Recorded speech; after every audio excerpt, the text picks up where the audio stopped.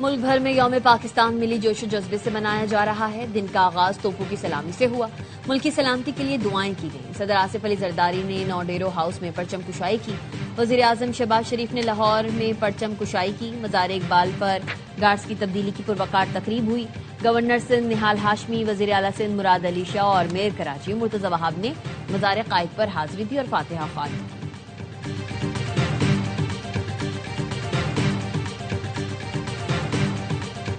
Diego Garcia میں امریکی اور برطانوی بیس پر حملہ اسرائیل نے کیا۔ ایرانی عہدیدار کا کہنا ہے ڈیاگو گارشیا میں میزائل حملہ ایران کی جانب سے نہیں کیا گیا، یہ حملہ اسرائیلی فالس فلیگ ہے۔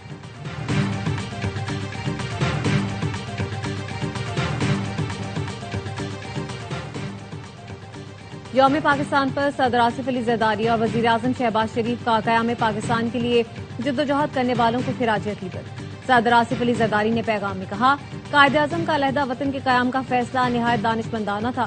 معرکہ حق کے دوران دشمن کی جارحیت کا بے خوفی سے مقابلہ کیا۔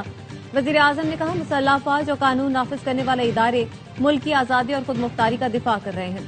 معرکہ حق آپریشن بنیان المرصوص میں پاکستان کے مسلح افواج نے اپنے دشمن کو دندان شکن جواب دے کر سنہرا باب رقم کیا۔ طالبان کی غاصب ٹولے کی بلا اشتعال جارحیت کا جواب آپریشن غضب للحق کے ذریعے دیا گیا۔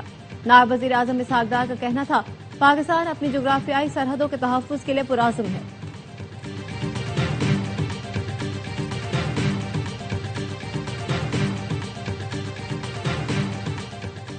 عسکری قیادت کی یوم پاکستان پر قوم کو مبارکباد۔ Field marshal Syed Asim Munir, naval chief admiral Naveed Ashraf اور air chief marshal Zaheer Ahmad Babar Sidhu نے پیغام میں کہا، آج کا دن ایمان، امیدوار اور استقامت کی علامت ہے۔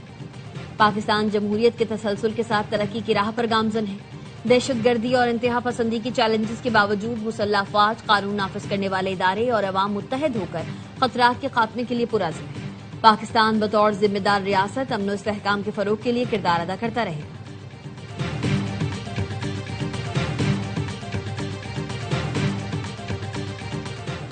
سرکاری خرچ پر ہائی آکٹین کے استعمال پر پابندی عائد، اطلاق فوری ہوگا۔ وزیر اعظم شہباز شریف کہتے ہیں، ہائی آکٹین کا استعمال ناگزیر ہو تو اپنے خرچ پر ڈلوائیں۔ کفایت شعاری کی پالیسی پر سختی سے عمل ضروری ہے۔ پیسے کا مقصد قومی وسائل کا ذمہ دارانہ استعمال یقینی بنانا ہے۔ غیر ضروری اخراجات میں کمی لانا وقت کی اہم ضرورت ہے۔ پیسے کی خلاف ورزی کی صورت میں سخت کارروائی کی جائے۔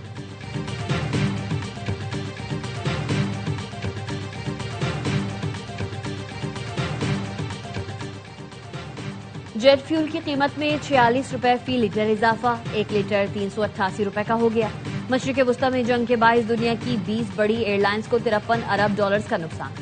فائنینشل ٹائمز کے مطابق جنگ نے خلیجی ممالک کے ہوائی اڈوں اور پروازوں کو متاثر کیا۔ ایئر لائن انڈسٹری کو کورونا وبا کے بعد بدترین بحران کی لپیٹ میں ہے۔ جیٹ فیول کی قیمت دگنی ہو چکی ہے، جس کے باعث ٹکٹوں میں اضافے کا خدشہ ہے۔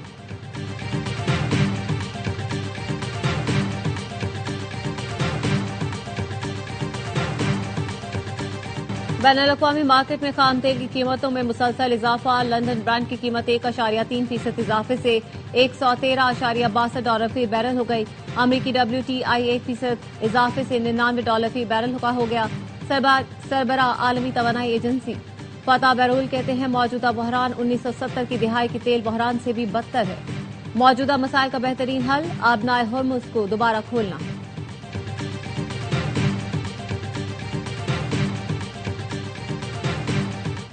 جنگ کے باعث ایشیائی اسٹاک مارکیٹس دباؤ کا شکار۔ جاپانی انڈیکس نکئی میں 4% تک کمی ریکارڈ۔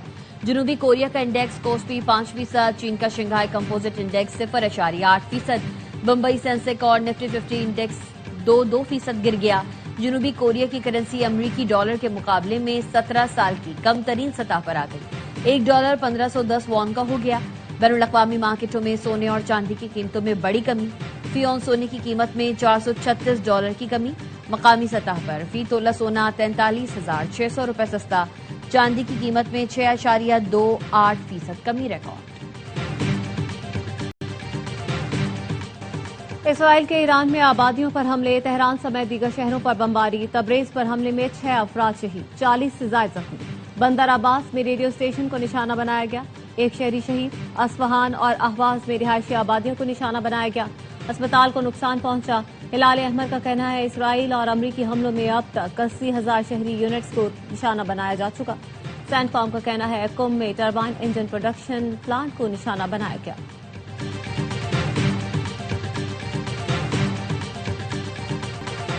ایران کی اسرائیل پر کلسٹر بموں کی بارش. ڈیفنس سسٹم ایرانی میزائلوں کو روکنے میں ناکام رہا. اسرائیل میں بڑے پیمانے پر تباہی. میزائل اسرائیل کے جنوبی اور وسطی علاقوں میں گرے.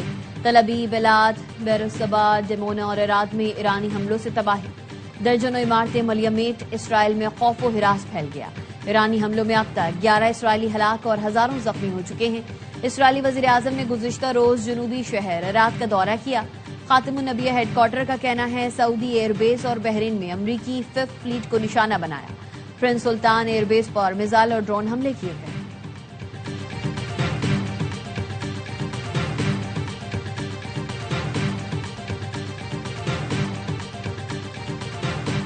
آبنائے ہرمز کھولنے کے ٹرمپ کے ایران کو دیے الٹیمیٹم کو 14 گھنٹے باقی. ٹرمپ نے پاکستانی وقت کے مطابق اتوار کو صبح 5 بجے ٹروتھ سوشل پر پوسٹ میں الٹیمیٹم دیا تھا.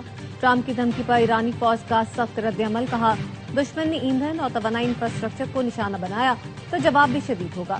امریکہ اور اسرائیل کی توانائی، IT اور واٹر ڈی سیلینیشن پلانٹس ہدف بنیں گے.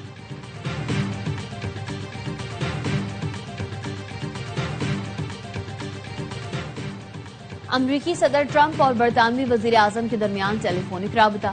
آبنائے ہرمز کھولنے کی ضرورت پر زور دیا. ترجمان 10 ڈاؤننگ اسٹریٹ کے مطابق دونوں رہنماؤں نے اتفاق کیا آبنائے ہرمز کا کھلنا عالمی توانائی منڈی کے استحکام کے لیے ضروری ہے. ایرانی وزیر خارجہ کا کہنا ہے آبنائے ہرمز بند نہیں ہے. انشورنس کمپنیز جنگ کے باعث خوف کا شکار ہیں.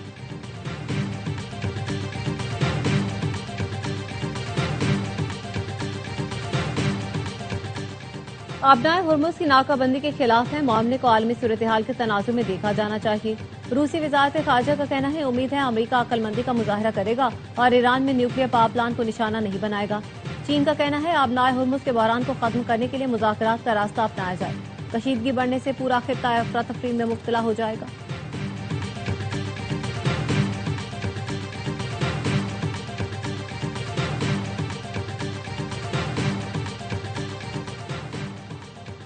عمران خان کو NTV-EGF کا تیسرا انجیکشن لگا دیا. فلمز انتظامیہ نے بتایا عمران خان کو طبی معائنے کے بعد میڈیکل بورڈ نے انجیکشن کے لیے مستحکم قرار دیا.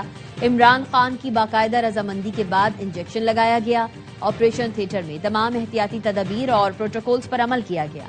ماہرین چشم نے مائکروسکوپی کی رہنمائی میں انجیکشن کا عمل مکمل کیا. عمران خان کی حالت پہلے، دوران عمل اور بعد میں بھی مستحکم رہی. میڈیکل بورڈ نے عمران خان کی بینائی کو تسلی بخش قرار دیا. عمران خان فالو اپ کی ہدایات اور دستاویزات کے ساتھ اسپتال سے ڈسچارج کر دیا گیا.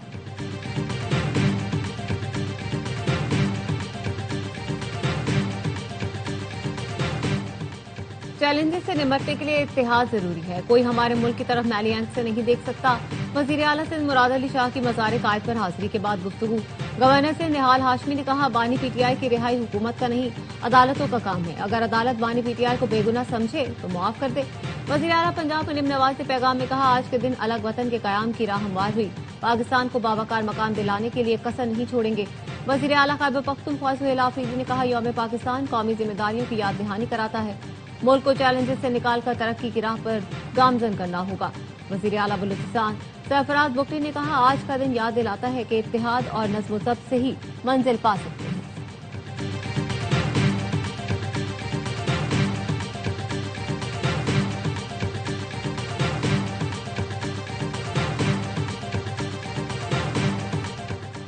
چینی قیادت کی یوم پاکستان کی مبارکباد. چین کے صدر نے کہا پاکستان نے مختلف خطرات اور چیلنجز کا ڈٹ کر مقابلہ کیا. پاکستان نے قومی ترقی کو فروغ دیا جس سے خطے میں امن، استحکام، خوشحالی کو فروغ ملا. برطانوی بادشاہ چارلز نے یوم پاکستان پر پیغام میں کہا پاکستان ایک خوبصورت ملک ہے. برطانیہ میں مقیم پاکستانی کمیونٹی کی خدمات قابل تحسین ہیں جن کی قدر کرتے ہیں.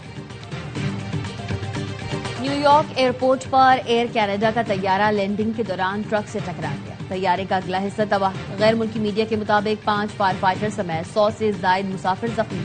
واقعے کی تحقیقات شروع کر دی گئی.